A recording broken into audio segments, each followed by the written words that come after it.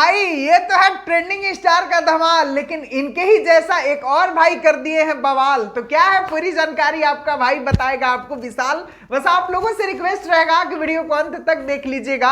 अभी तक हमसे जुड़े नहीं है तो जरूर जुड़ जाइएगा। चलिए शुरुआत करते हैं आज की जानकारी।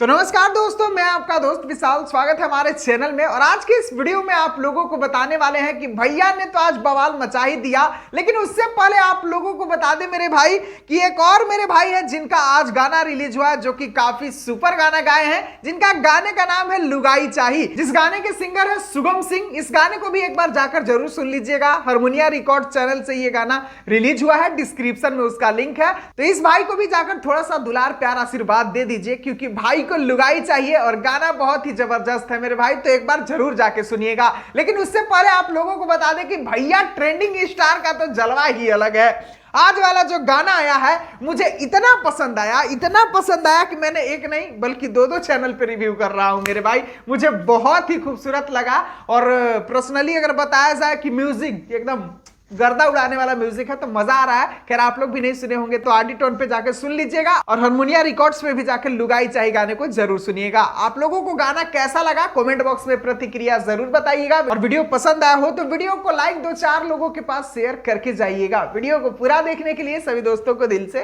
धन्यवाद।